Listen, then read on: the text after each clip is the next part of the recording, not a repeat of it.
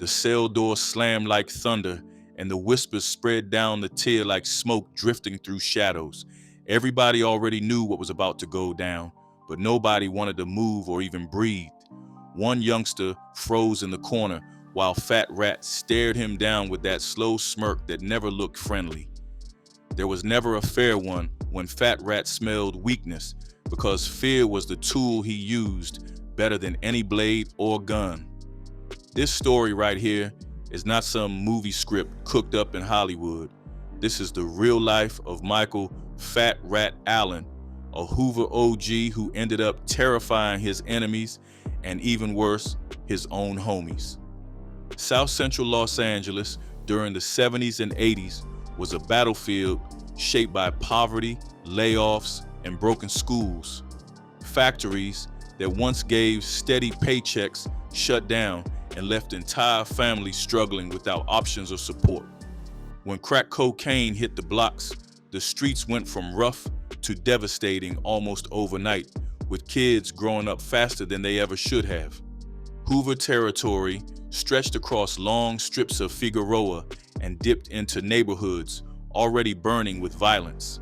Figueroa became a name tied not just to the gang, but also to sex work, drug spots, and bloody shootouts between rival crews. People hustled where they could, but the Hoovers marked their ground with fear and brutal enforcement. Michael Allen was born in 1972, raised in the middle of all this chaos.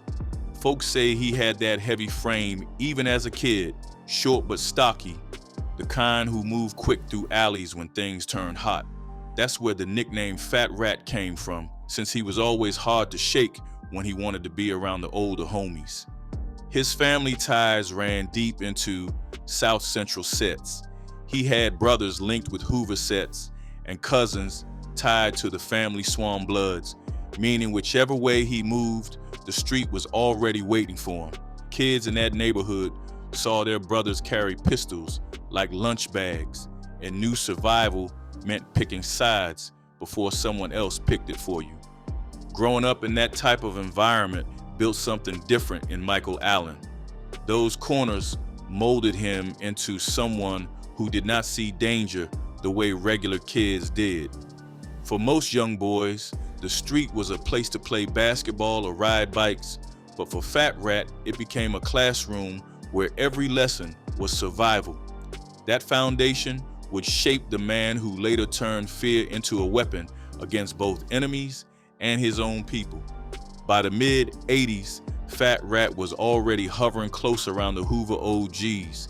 He was still a teenager, but older homies recognized how quick he absorbed the code and how little he cared about consequences. His presence was heavy without him even saying much, because he rarely smiled and kept that same tight look that made younger kids nervous. It was around this time that Cleman Big Evil Johnson was running heavy with the family Swan Bloods. Big Evil carried one of the darkest reputations in Los Angeles, considered one of the most dangerous figures during that era. Michael Allen got close to him and moved as a partner, making that connection even more notorious because of how violent both men were considered. People in the neighborhood said Fat Rat never needed to talk much, because his size and his silence did the work for him. He did not joke around like other teenagers. He did not hang just to hang, and he gave off an energy that was always tense. That is what drew Big Evil to him, because intimidation was worth more than words when the streets demanded loyalty. The memoir Monster by Sanika Shakur, also known as Monster Cody, even mentioned an OG Fat Rat from Hoover in prison settings. The way Monster described it, Fat Rat was already feared inside, showing he had built that reputation early. For a Hoover member to stand out in that world of violence meant he had already done work that other inmates respected or feared. On the outside, stories spread about robberies and assaults where his name floated, even before he reached 20. He was the one who handled discipline for his set, meaning younger members who stepped out of line got reminders from Fat Rat himself. That reputation stuck to him quickly because it was not about being loud or flashy, It was about making sure his set never doubted his willingness to enforce rules with violence. Those early steps into gang life showed exactly who Fat Rat was becoming. He was quiet but ruthless, already aligning with one of the most feared men in South Central and shaping himself into the enforcer who would later carry one of the most twisted reputations the Hoovers had ever seen. By the mid-'80s, the Hoovers had already shifted from their early Crip identity into something different and unpredictable. Their sets had grown strong across South Central, stretching along Figueroa and running deep into the West Side.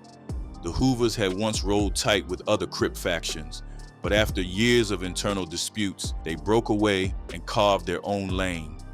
That breakaway meant the Hoovers were not scared to work with whoever brought money or power, even rival bloods, when the moment called. The streets whispered about strange alliances, and the family Swan Bloods became one of the closest connections. Their turf sat close to Hoover territory, and the crack economy pushed both groups into money together. The crack era had reshaped South Central, filling corners with smoke, addicts, and dealers stacking fast profits. Every block turned into contested ground, and shootouts became a daily reality across Los Angeles. The LAPD reported hundreds of killings tied to Hoover sets and their rivals during those years. Cleman Big Evil Johnson came up as one of the most feared Swan Bloods of that generation. Court records later called him Los Angeles' most dangerous man, and even law enforcement spoke of him with hesitation. His name carried weight inside and outside jail walls, and homies described him as ruthless with no hesitation. Michael Fat Rat Allen stood right next to Big Evil through much of that time. Sources described him as the quiet enforcer who moved like Big Evil's shadow and never questioned orders. When punishments needed to be handed out, Rat made sure no one forgot who controlled those blocks. Stories on the street painted him as the one who checked younger Hoover members that got reckless. People said he beat homies bloody if they broke rules, keeping discipline inside the gang through raw fear. His reputation grew because he never raised his voice, but he always delivered violence when it was expected. That partnership between a Swan leader and a Hoover OG showed how complicated gang politics were during the crack years. Money and power erased old colors when survival demanded protection, and Fat Rat's loyalty kept him tied close to Big Evil. Homies in South Central already feared crossing the wrong set, but now they also feared discipline inside their own ranks. Fat Rat carried that role heavy, making sure nobody stepped out of line without consequences. His presence created an atmosphere where silence spoke louder than any yelling could. This stage of his life showed how Michael Allen built the foundation of his legend. He was not just another Hoover soldier on the block. He was the man who handled order through intimidation and violence. In the crack-soaked world of South Central, that role made him one of the most feared figures alive. By the early 1990s, South Central Los Angeles was drowning under non-stop shootings and bloody retaliation cycles. The crack economy was pumping money into every block, but it also fueled violent turf wars that never cooled down. Bodies dropped almost every day, and neighborhoods turned into hunting grounds where nobody felt safe anymore. On April 17, 1991, the violence reached a different level on the corner of 108th Street and Western Avenue. Gary Barrawat and Donald Ray Ewing were standing at a car wash, a spot many locals used as a hangout. Out of nowhere, a van pulled up slowly, and then the side door slid open. Witnesses later told police that two shooters leaned out with automatic weapons and opened fire without hesitation. The bullets flew across the pavement, striking Barrawat and Ewing multiple times before they could even react. Both men collapsed right there at the car wash, and the scene looked like something out of a war zone. The shooters never shouted, never threatened. They just sprayed the area like professionals finishing a contract. The van then sped away, leaving bodies on the ground and shocked witnesses frozen in silence. It didn't take long for police to start piecing together what happened that afternoon. Word on the streets was that Cleman Big Evil Johnson and Michael Fat Rat Allen had been involved. People whispered that Johnson had bragged about the murders in conversations, and Allen was always seen close by him. Detectives began to suspect the two men were part of a coordinated hit meant to send a message. The investigation stretched into 1992, and eventually police made their move with arrests. Johnson and Allen were both taken into custody, and the charges stacked heavy. Prosecutors painted them as not just gang members, but leaders responsible for orchestrating calculated killings across Los Angeles. During searches tied to Johnson's home, authorities claimed they found multiple firearms that matched casings from the car wash murders.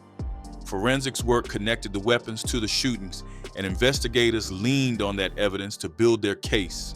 Witnesses also came forward, some of them flipping under pressure, pointing fingers directly at Johnson and Allen. Inside the courtrooms, the atmosphere was thick with fear and intimidation. Allen sat quiet through most proceedings, but his presence carried menace. He never needed to speak loudly because even prosecutors admitted jurors watched him with unease. The way he carried himself told everyone he was not worried about consequences. Prosecutors laid out the case that Johnson ordered the killings and Allen served as his right hand. The defense tried to push back, saying witnesses were unreliable and evidence was circumstantial, but the weight of testimony kept stacking. Several witnesses claimed Johnson bragged about dropping bodies at the car wash, and others tied Fat Rat directly to the van. The trial dragged for years, building into one of Los Angeles County's longest gang-related prosecutions. Allen never testified, never offered explanations, just sat back with that same heavy stare. His silence almost worked like a weapon because people believed he was reminding them that snitching carried real consequences. By 1997, the verdict came down and both men were convicted of murder. The judge sentenced Cleman Big Evil Johnson and Michael Fat Rat Allen to death. Reporters in the courtroom noted that the two men laughed when the sentence was read, as if prison and even death row meant nothing. Their reaction shocked families of the victims, but for those who knew their reputations, it only confirmed their image. That conviction locked their names into Los Angeles history as two of the most feared figures of the crack era. Johnson became the face of the Swan Bloods in news stories, while Allen's name carried as the Hoover enforcer who backed him. The car wash killings became the centerpiece of the prosecution's case, showing the cold professionalism of gang violence in the early 1990s. The trial painted Allen not just as another Hoover soldier, but as Big Evil's lieutenant. Prosecutors made it clear that Allen carried out discipline and stood close during major hits. The courtroom testimony and forensic evidence built an image of Fat Rat as someone who never questioned orders and executed violence like it was routine. In the end, the car wash murders revealed how dangerous the Hoover and Swan alliance really was. Together, they had pulled off a daytime double homicide in front of witnesses and still walked around with confidence until the arrest came. For South Central residents, the killings were another reminder that the war wasn't slowing down and the streets would remain a battlefield. Michael Fat Rat Allen left that trial with his reputation cemented in fear. He was no longer just a whispered name around Figueroa or prison yards. He was officially branded in court records as a killer tied to Big Evil. His silence in those years only deepened the mystery around him, making the legend grow beyond the actual evidence. Once Fat Rat's name was locked in court files, the streets started writing their own versions of his story. Gossip rolled through South Central that he was responsible for more than a dozen killings. Some people whispered about him carrying out paid hits for hustlers who wanted rivals gone. Others tied his name to disappearances where bodies never turned up and families never found closure. None of those stories were ever proven in paperwork, but his name floated heavy over them all. The truth mattered less than the legend because in the hood, reputations always stretched beyond official records. Homies and enemies alike spoke his name with the same mixture of fear and respect. The streets did not need convictions or written evidence to keep the story alive. They remembered the looks, the beatdowns, the whispers, and they repeated them until the tales grew larger than the man himself. People would say Fat Rat's name rang out loud, meaning you could mention him in any section and somebody knew the rumors. What made that legacy so different was how it carried weight even after his death sentence. Most men faded behind the walls once the system buried them in concrete and bars. Fat Rat somehow managed to stay alive in stories that kept spreading through both Hoover sets and rival cliques. He became one of those figures who represented something darker than gunplay, a warning about how far fear could stretch. Still, the most disturbing part of his story did not come from bodies in alleys or shootouts on corners. His most twisted reputation grew inside the jails and prisons where homies whispered about things that left scars no paperwork ever recorded.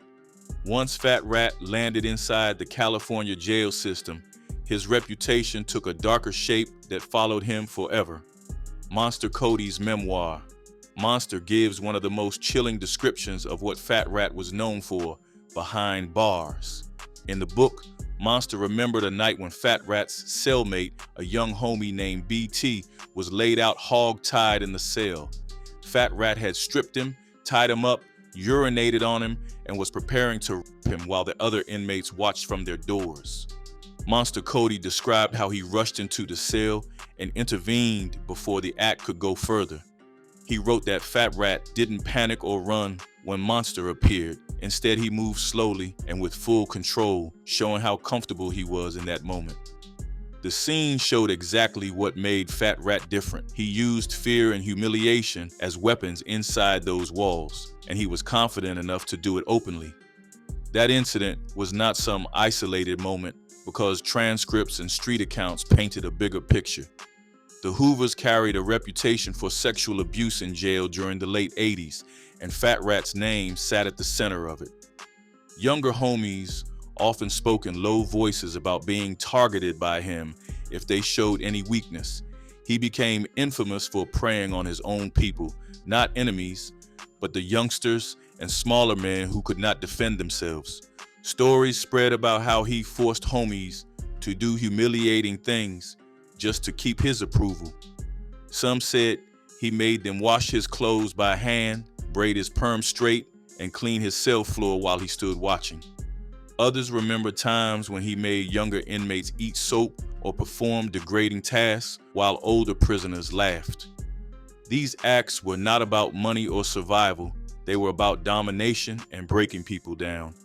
Rumors also suggested that Fat Rat molested younger Hoovers during put-ons, the initiation process where members proved themselves to the set.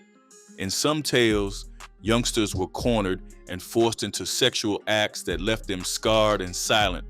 These rumors spread fast, and even though there was no paperwork proving it, the whispers carried as much weight as facts. In prison culture, once a story caught, it became a warning, and Fat Rat's name always carried that warning. There were also claims that Fat Rat kept what inmates called a prison girlfriend. Some accounts said it was a white inmate he turned into a submissive partner, controlling him the same way he controlled younger black inmates. The stories described him walking the tier with that man trailing behind him, a display of power in front of everybody. Whether the details were all true or not, the legend built on itself, and it made him feared in a way few gangsters ever were. Part of what gave those stories power was his physical appearance. Fat Rat was not some small man hiding behind words. He was a big presence. He carried a heavy stomach but buffed arms, and he kept a perm that made him stand out on the tier. Other inmates remembered how he filled doorways when he stood there, his arms folded, staring down anyone who dared to make eye contact.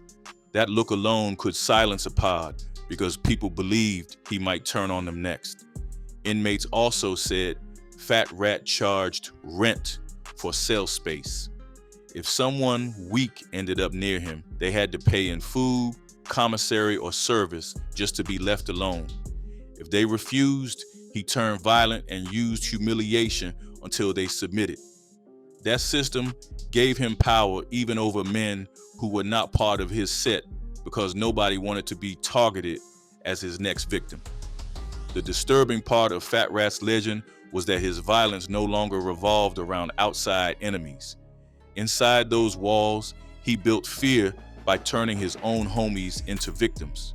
It flipped the normal gang rules upside down because loyalty usually kept members safe from each other. With Fat Rat, loyalty did not guarantee safety because even his own brothers in the gang whispered about avoiding his attention. The transcript of the notorious Booty Bandit collected these stories with detail, showing how his legend spread beyond single incidents. Younger Hoover members spoke about hiding from him, some refusing to be housed anywhere near his cell. His name became a warning whispered in county jails and prisons across the state. When a new Hoover came in, older inmates sometimes warned them, "Stay out of Fat Rat's sight." This part of his story stood as the climax of his reputation because it was different from the usual gangster myth. Most street legends come from shootouts, robberies, or drug empires. Fat Rat's story carried those elements, but his true infamy came from the fear he created inside cells. He was remembered less for battles against rivals and more for humiliating his own people when they were vulnerable. Those prison years defined him as something beyond a regular enforcer. They painted him as a man who weaponized sexual violence to control his environment. That reputation did not fade after his conviction because homies kept passing the stories down like cautionary tales. Whether every detail was fact or not, his name carried the weight of terror, and that weight shaped how generations of Hoovers spoke about him. The climax of Fat Rat's legend was not the car wash murders or his ties with Big Evil. It was the whispered stories of what he did behind bars, stories that turned him into a symbol of the darkest side of gang life. His legend lived strongest not in shootouts or courtroom trials, but in the nightmares of the men who had to live on the same tier with him. After the 1997 conviction, Michael Fat Rat Allen and Cleman Big Evil Johnson were both sent to death row. They waited while automatic appeals worked their way slowly through California's heavy legal system. For years, nothing seemed to move until 2011 when the California Supreme Court finally gave them a lifeline. The justices overturned the convictions, ruling that the trial court had excluded a confession that should have been considered. They also criticized the use of a jailhouse informant whose testimony was unreliable and damaging. The court's decision sent the case back for a new trial, ordering that both men should face the charges again.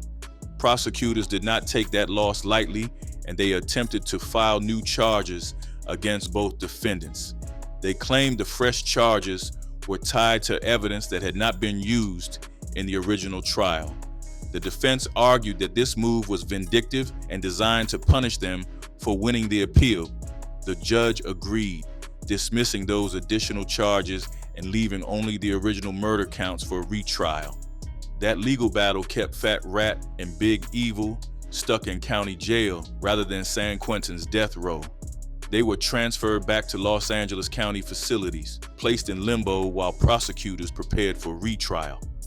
During that time, they ruled the tier like veterans, using intimidation to control both younger inmates and rivals. Even though their convictions were technically overturned, the stories about their reputations followed them into every pod. Fat Rat still walked with the same heavy body and sharp stare, and few dared to challenge him. The legal limbo dragged on for years, highlighting how California's death penalty system functioned in slow motion. Decades passed with no clear closure for victims' families or for the accused men. Appeals, Retrials and endless delays kept them locked in cages while paperwork moved slower than time itself. Fat Rat grew older inside those walls, his reputation still intact, but his body carrying the weight of age and confinement. He lived his final decade under the shadow of a case that refused to reach an end. On February 6, 2022, Michael Fat Rat Allen was found unresponsive inside Los Angeles County's Men's Central Jail. He was 49 years old at the time of his death. Official reports listed cardiac arrest as the cause, with no immediate signs of foul play. Still, inside the jail system, rumors traveled fast, and many speculated that his death was not natural. Some whispered that he had been poisoned, while others claimed it was an overdose. None of those stories were ever proven, but in the culture of jailhouses, rumors often held their own weight. What made the timing notable was that Allen died before facing his retrial. Legally, because his conviction had been overturned in 2011, he was still presumed innocent of the 1991 car wash murders. That fact created an unusual situation. A man once sentenced to death for 2 killings passed away without a final judgment. For his family, it was both painful and complicated because the official record no longer carried a completed conviction. For law enforcement and prosecutors, his death closed the door on a case that had already stretched 3 decades. Reactions from the community reflected the split views people held about him. Rivals and enemies called his death a form of street justice, saying the cycle had finally caught up to him. Some spoke about the fear he spread in both the neighborhood and inside jail, and they said few would mourn his passing.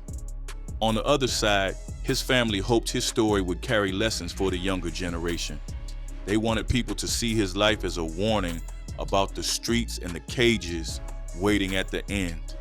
The irony of his story is how quietly it ended compared to the violence of his life. For decades, Michael Allen lived as a figure of terror, feared inside neighborhoods and prisons across Los Angeles. Yet in the end, there was no shootout, no riot, and no final act of violence. He slipped away inside a cell, leaving behind a story remembered more for whispers than for paperwork. His death marked the close of a chapter that began in South Central's cracked streets and ended in silence behind bars.